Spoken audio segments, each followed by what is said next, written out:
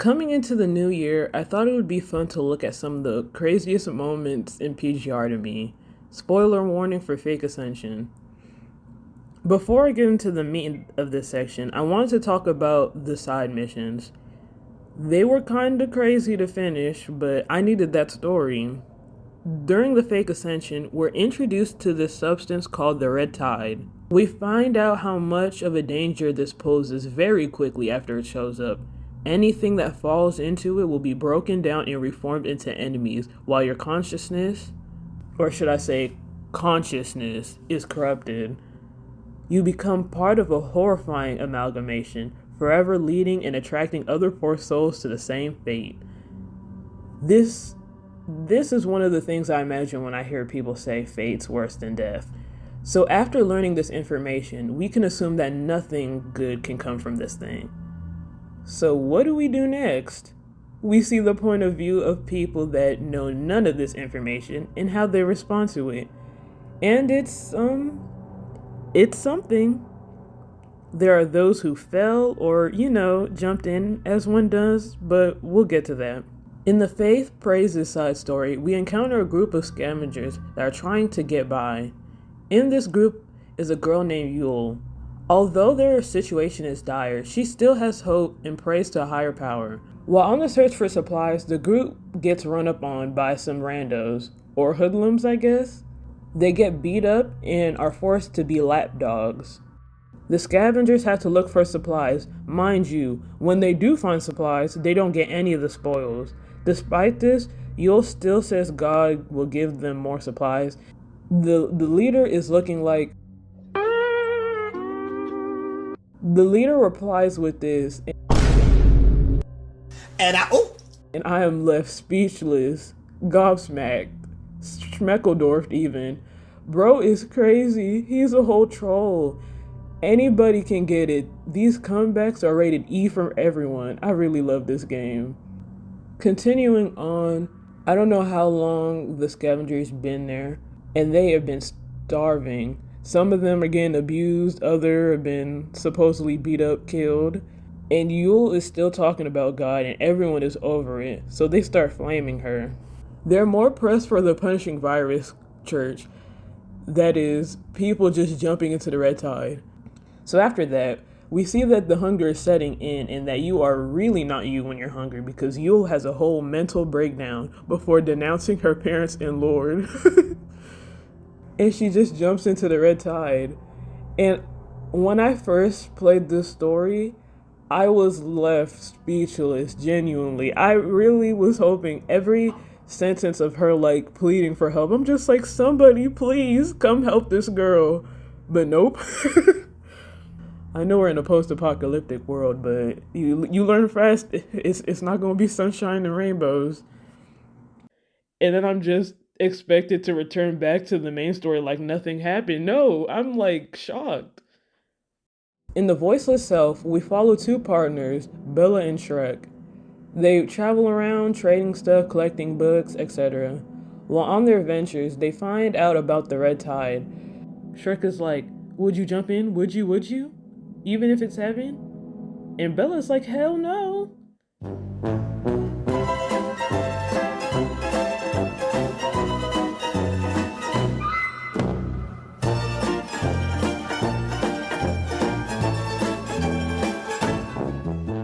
Let me stop. In all seriousness, I agree, because if this is the end result,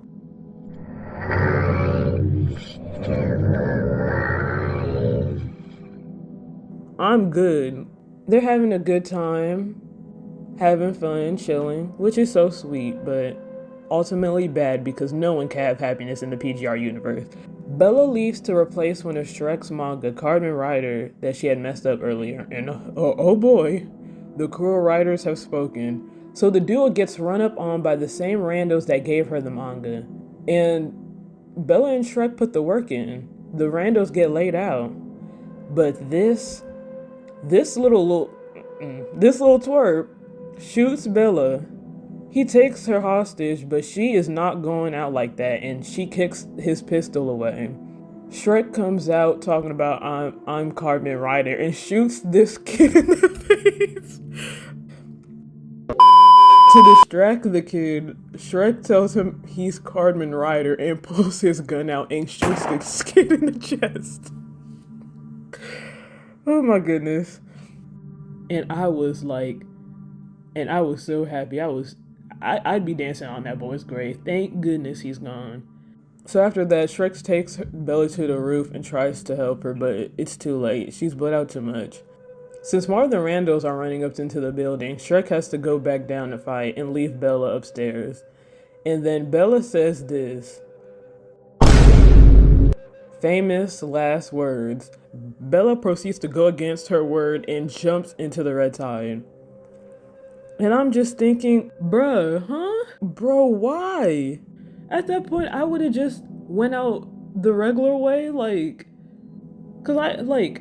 she ultimately said, well, I'm gonna die, so I might as well. And I'm like, no, you really shouldn't. And she found that out quick. Soon, Shrek finds her projection, and he's mentally gone. Bro can't even bury you. You're gonna be broken down into some nasty, ugly, crazy punishing virus gremlin. But Shrek is able to say his final goodbyes. And later we find out this character is Noan. Or should I say no one, because bro loses everybody he gets close to, but that's another story. The moral of the story of these side quests, don't be an NPC in PGR.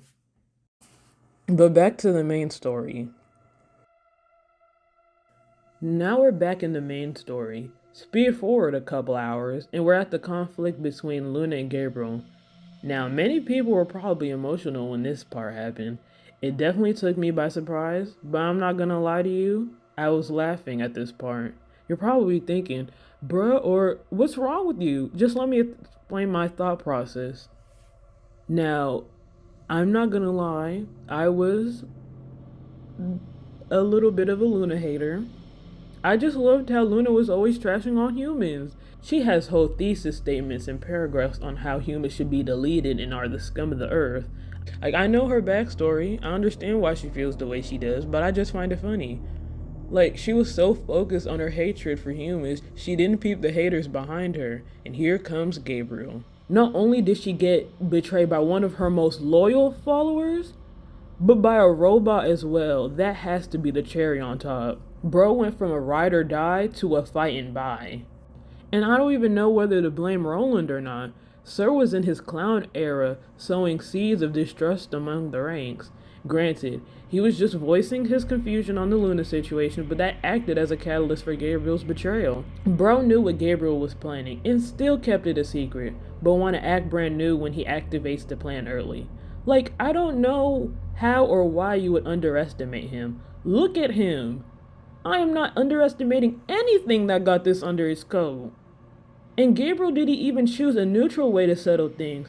Bro could have just dipped. He could have left and struck out on his own. But he wanted the smoke. Bro's probably spent months cooking up all these hetero creatures for them to run hands with Luna. All of that for them to get dog walked by Luna. But anywho, Luna is progressively getting weaned off that punishing virus, and she is struggling. And Gabriel knows it too. He decides now is the time for the betrayal. Gabriel pulls out the Terragoda Queen and has Luna fight it. He manages to defeat it, and Gabriel gives her flowers. If I was Gabriel, I'd be sick. Ain't no way I'm losing one of the creatures that has one of the most coolest designs like that. Had her slumped on the ground.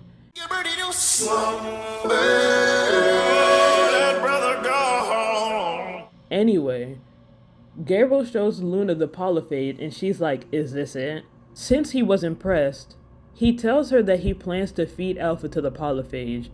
huh? And reasonably so. Luna is horrified by this information. She just got her sister back only, was it, a couple of months or years ago? But Gabriel is serious, saying things like, you shouldn't let these sentiments hold you back. And I'm like, bro, that's her sister. Luna is pissed now. We do not care. But Gabriel don't give a crap and tries to sneak her.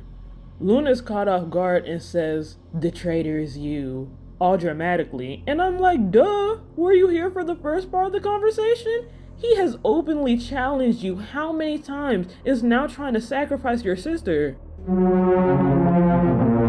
But Luna realized too late because the polyphage wasn't as empty as she thought and just yoinked her. And the craziest part, Alpha is nowhere to be seen. She is out here talking to Washu, butting heads with Roland, and fighting Lucia that she don't even know what's going on outside. The polyphage is out here snacking on Luna like a snack pack. To conclude this chapter, I want to give the Op of the Chapter award to Washu. Not that Washu, but this Washu. Had the whole Ascended team questioning authority and disbanded within one arc. Was playing both sides from the get-go. The Ascendants thought they were out here doing something by stealing it, only to realize they took the instrument of their downfall. Brought a whole coyote to the hen house. Brought a whole coyote to the hen house.